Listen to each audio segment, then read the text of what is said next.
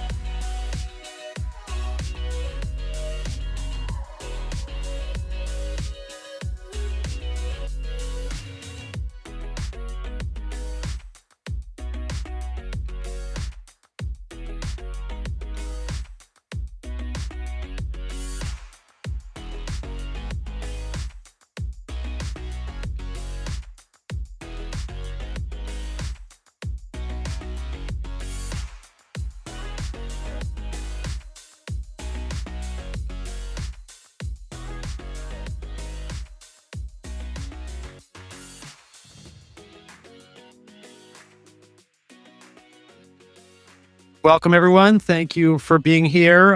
It's good to be back doing this with Abby, especially on the topic of solar, because Abby is truly an expert and a bit of a savant in terms of marketing solar. So really great to have you here, and thank you for being here. So the way we're going to tackle this is a conversation between the two of us, with me just prompting the person who knows things. And what we want to cover sort of is three parts, really. One is just making sure that we're all on the same page with respect to what exactly happened in Congress and what the law says now. We'll then sort of segue into what Abby's sort of recommending to the industry and also executing on behalf of our solar clients on a day-to-day basis now for the balance of this year to take advantage of the expiration and make sure we maximize 2025. But it's equally important, I think, to think about the other side of the cliff and what it means for all of us in 2026 and beyond in an era in which there is no tax credit to sort of drive the business. So that's the game plan. And Abby, why don't we just start with the sort of details, like, explain the date, the actual termination, what it means. And I think there's a little bit of sort of confusion perhaps about completion date versus system is turned on, et cetera. So let's just start there. Yeah. No, I wish I was here talking about better news, but we're here to help everyone in this transition and all the uncertainty that's come, not just this budget bill, but everything else that's happening in the new administration and like what's happening in the broader market. So as I think most folks know, the one big beautiful bill, the budget bill that got passed on July 4th, stripped out a lot of all the energy efficiency tax credits. Part of that was the 25D, the residential clean energy credit. That's the credit we're really going to be focusing on for today's webinar. If you do go over to the Energy Circle blog, we do have a full write-up of all the other energy tax credits that have been impacted from this budget bill and like what that means for the industry. So if you're looking for more updates about different tax credits, please visit that blog. But focusing on 25D, the residential solar tax credit, so it is phasing out now completely. It's going down to 0% at the end of 2025. So the last date is obviously December 31st, 2025. So starting in 2026, there will be no more residential solar tax credit. It was currently at 30%. And again, it's getting stripped completely out. There's no step down schedule like what we have seen in the past iterations of this tax credit and like the different extensions that we had back in kind of the 2015 era and then like 2022, and then a further extension of the schedule during the Inflation Reduction Act in 2022 as well. So the weird language bit that PT had alluded to was the prior residential solar tax credit. The language was placed in service, which is basically the permission to operate language. So that was a pretty clear, like the system had to be fully operational and turned on. That language has been revised in this new budget bill to, and I'm just going to like read off my notes just to make sure I get the language correct, but it's like any expenditures made. So there is a little bit of uncertainty of like how far down the install process do you have to be to qualify for this residential solar tax credit. And our advice, and we're kind of taking the line of SIA, is we're still going with the kind of placed in service line just to be like absolutely certain that we can working with our clients and they're guaranteeing their homeowners the tax credit within the year. But again, this is really down to speak to your own tax advisors and to kind of determine how much risk you're willing to kind of take on when guaranteeing like install for. Got it. Okay. Yeah. So that is a tricky point. But as Abby said, I think SIA, is we believe the authority on this question. And I think that's kind of where we're basing it. And we're obviously taking a conservative approach. We don't want to play fast and loose here. So I'm glad you pointed out the sort of some of the history of this tax credit, because we've never had, as catastrophic a sort of a 30-0 situation, but we've had lots of years in which there were step downs. So we were in 2020, it was going from 30 to 26, and then it was going to 26 to 22, I think, and then it was going to 0 after that. So it's not our first rodeo with the sort of urgency marketing, right? Of do this before the year ends, and yet don't be so aggressive about the messaging that you create kind of you negatively harm the subsequent year, right? I assume we are bringing all of those lessons of those past years forward into what we're doing right now. Yeah, definitely. And again, like the extreme isn't there, like what we've seen in the past. Like, so when we moved down from 30% to 26%, there's obviously that kind of now is the right time to act. If you want to get the full maximum incentive, like act now. A lot of that similar language can still be taken forward with the urgency messaging that we're faced with now. We also really saw a lot of bad actors even in the smaller schedule step down. And again, like with this more extreme going from like 30 to 0, like we know there's a lot of bad actors out there. So it's just like making sure whatever messaging you're putting forward is very clear, transparent. It's not like over exaggerating. And kind of setting up solar to like not have any value past 2025 as well. Yeah. By the way, and Josue from California, who's in California, just chimed in the chat to say that his understanding is 100% installed, authorized by the utility, and in order to get the tax credit. So that's exactly how we're interpreting it as well. So thank you for that. So one thing I think before we sort of dive into specific tactics is it's just I think good to just go straight to what the reality of the math is, right? So if the average rooftop job in the US is in the kind of $18,000 to $25,000 range, what that means is that the 30% credit that used to exist for the rest of this year, but will be a thing of the past, is a number that's basically $5,000 to $7,500, right? And so part of that's our challenge, right? Is that has been so central and critical to the selling of solar for such a long time. We've got to sort of figure out ways to kind of make that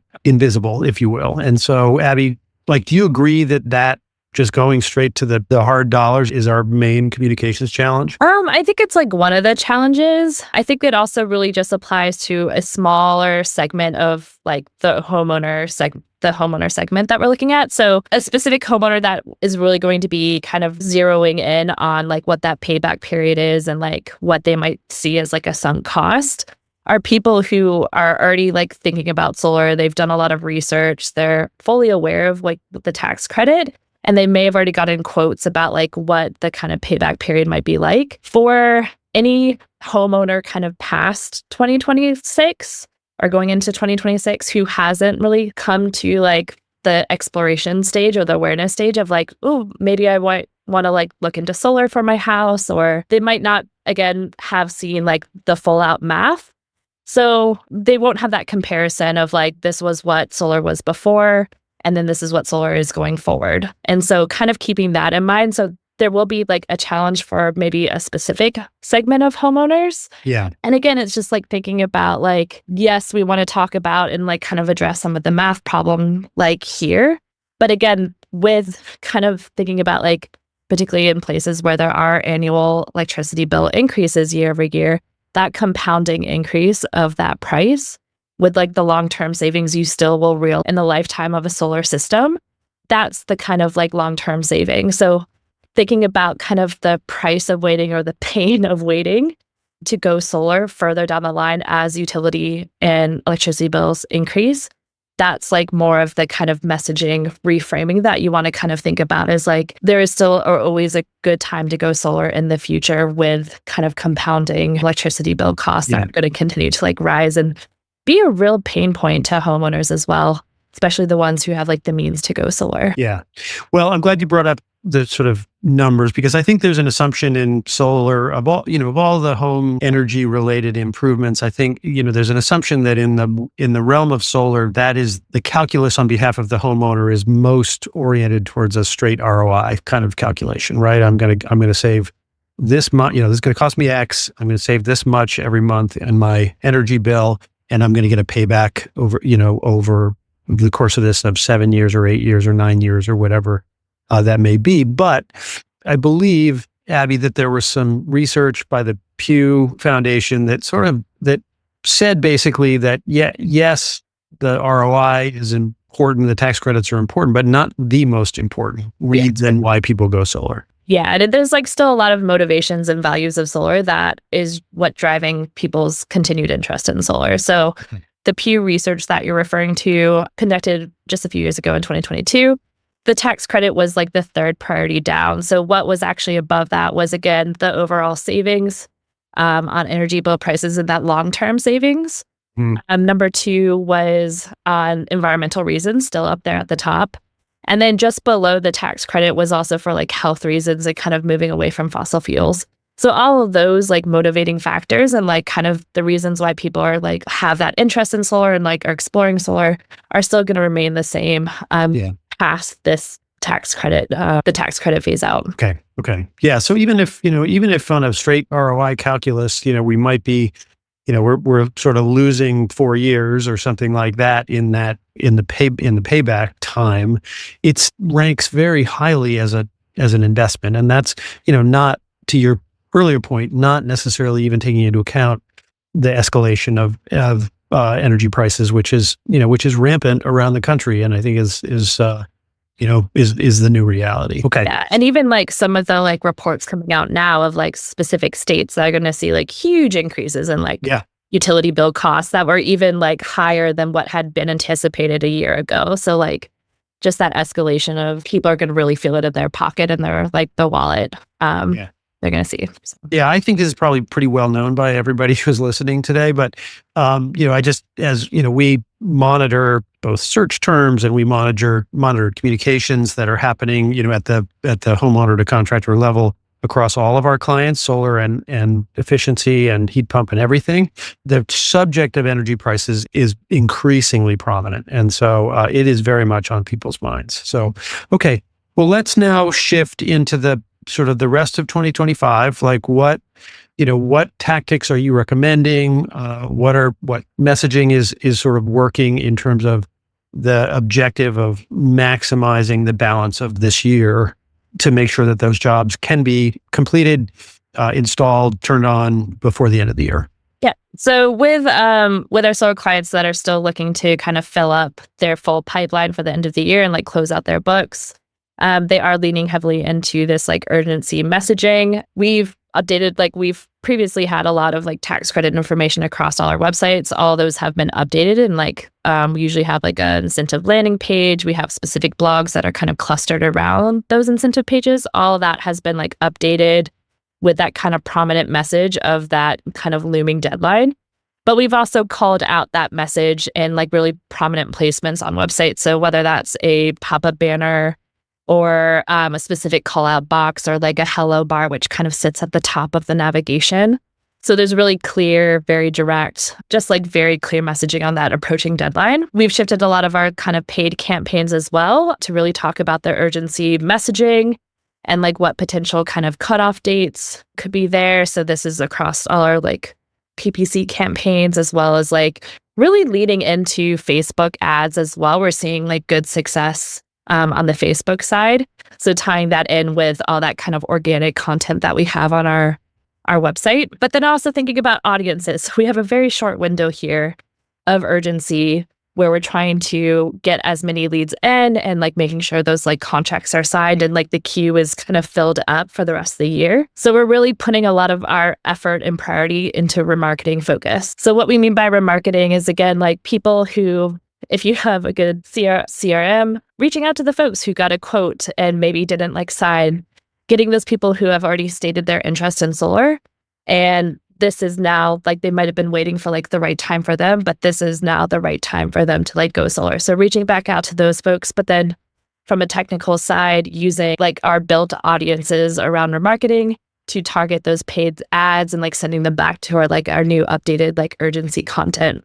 So we're really focusing on people who are already aware, they're already like mid funnel or like close to bottom of funnel. And we're not trying to widen the scope to try to educate a new huge audience of potential solar customers at this point. Like we're really putting our efforts into like that mid to bottom funnel audience.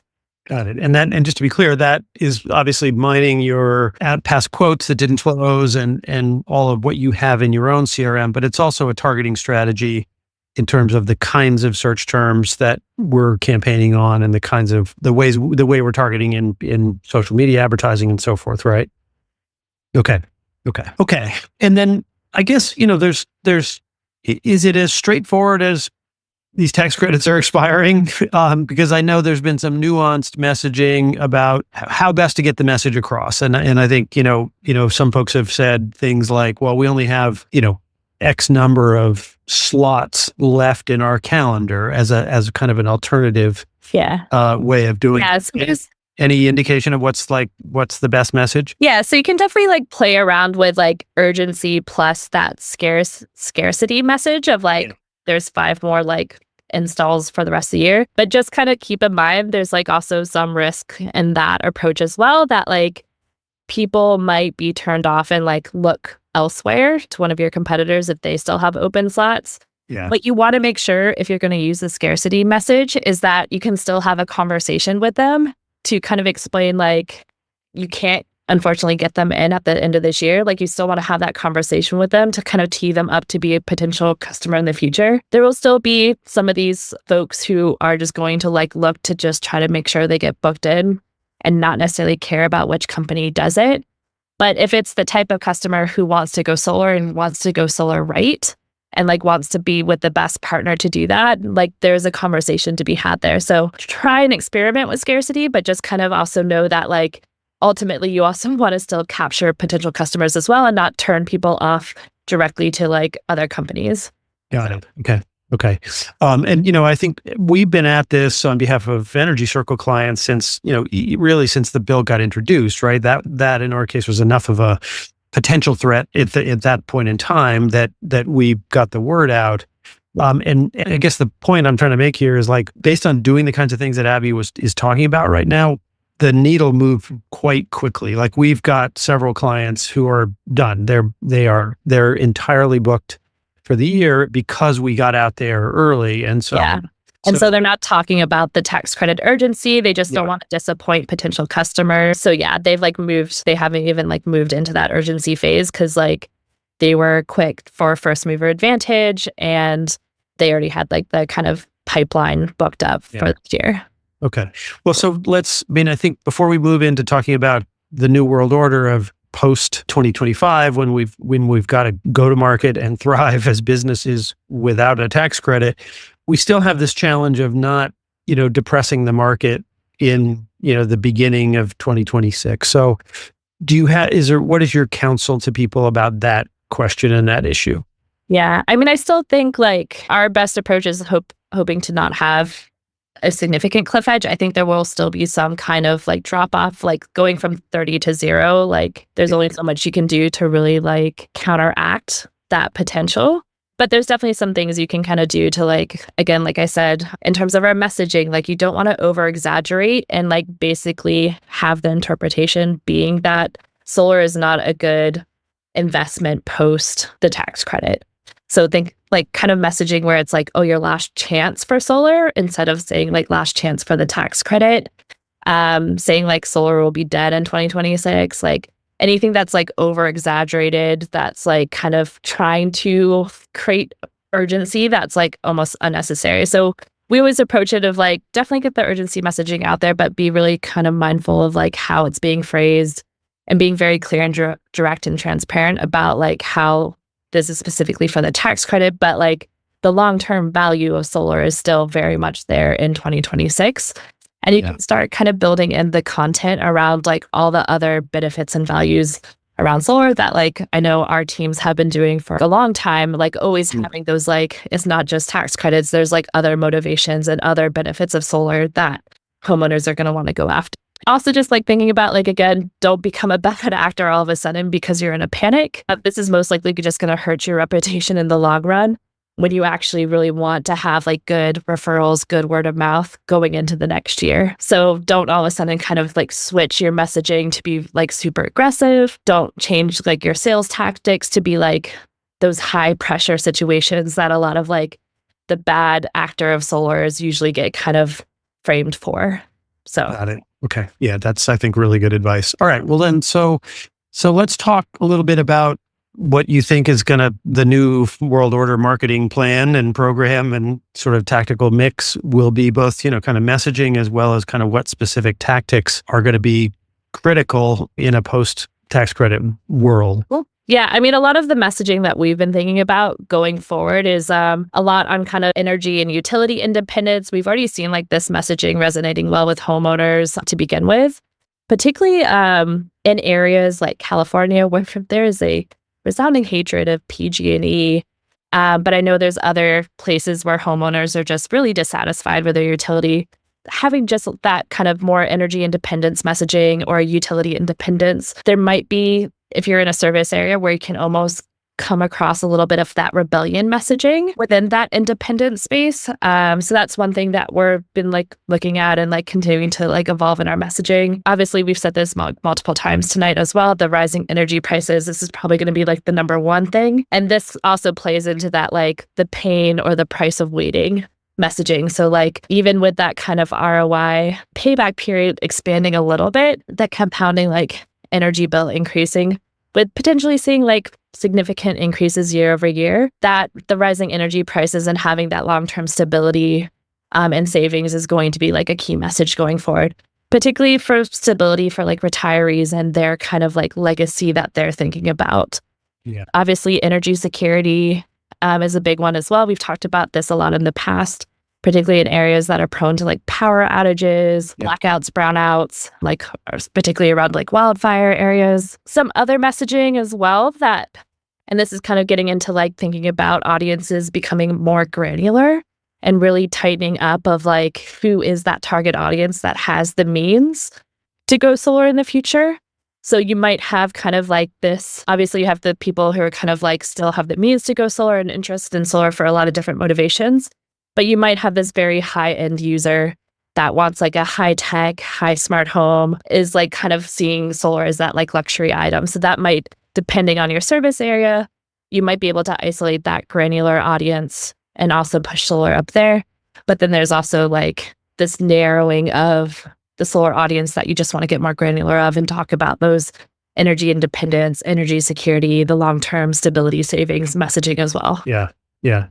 Well, what's interesting about all of that is that it does require a very sophisticated targeting strategy to be able to get those granular messages so that your, a certain message that might be a green message is not falling on the wrong ears, right? So, I mean, I know this is what we do day in and day out, but any advice to folks who, may not have an agency or, may not be working with us? Yeah, I mean, there's a lot of tools out there to kind of help you narrow your audience down. There's since this data is publicly available, you can pull that into AI language learning models and try to come up and isolate where these pockets might be. Again, you can pull in voting districts. And if you're thinking about the kind of tie to environmentalism and more liberal leaning, left leaning areas, you can take a look at voting maps and the voting outcome maps. So there's a lot you can kind of do of pull what available resources are public available out there and start to kind of run models within AI to help also, if you don't have other tools available to you, this would be a great start to kind of try to narrow down and get a little bit more granular. Also, past customer data that you have access to. Again, this is a great way to be able to kind of what zip codes are really, have you done a lot of projects in? What were the highest value zip codes that you've done a lot of work in? Where are some zip codes that you might see as potential for growth as well? Is there zip codes that have a lot of new developments, things like that? So there's a lot you can kind of start to do with really focusing in on audience granularity. Okay, good. A couple minutes left. And obviously, if any of you have questions, fire them in now, quick. Abby, let's talk a little bit about just the business side of things and kind of service mix and, expansion beyond just pure solar into storage and into EV charging and into heat pumps and so forth. You actually have a lot of exposure, obviously, to companies of various business models, but do you see the world sort of going this direction given what's happening? Yeah, I mean, I think anytime there's a big shift in regulatory change, it's always time to kind of consider what diversification of your current model needs to happen. A lot of our clients already do have some type of service mix in there, whether that's batteries or commercial or so having those kind of internal conversations about where you might want to grow certain segments or put more marketing effort in. Compared to what we've maybe have done in the past. Yeah. I know things like maintenance has been a growing trend over the last 5 years because we've just seen in specific markets, solar companies close up shop and the homeowner who got an install from a certain company just needs a maintenance issue resolved and they don't know who to go to. I imagine maintenance is going to continue to be a growing service segment. Electrical services and this path of kind of heat pump to electrification. This is another really growing area that we see that there's a lot of potential crossover in as well. So this is where we can help kind of talk about go-to-market strategies for either a new service folks are looking to add on or just an existing service that really hasn't been given much attention or hasn't really been marketed to your existing audiences or going out to a new audience. And this is where a marketing strategy to build up that service to scale alongside still supporting the residential solar side. Okay, cool. Well, listen, thank you all for being here. Abby, you're awesome. Thanks for doing such a good job in a very concise amount of time to make it happen. And anybody else who questions we didn't get to, just let us know. And thank you all for being here. And we will see you on the next one of these sessions. Great. Thank you all. The High Performance Edge podcast is brought to you by our company, Energy Circle, the marketing agency that for 15 years has served the most successful high-performance contractors in the country. Curious about whether we might be a good fit for your marketing and website needs? It begins with a no-obligation, no hard sales discussion of your business and goals and an honest assessment of whether we can make an outsized impact on your company. Check out energycircle.com or email me directly at peter@energycircle.com.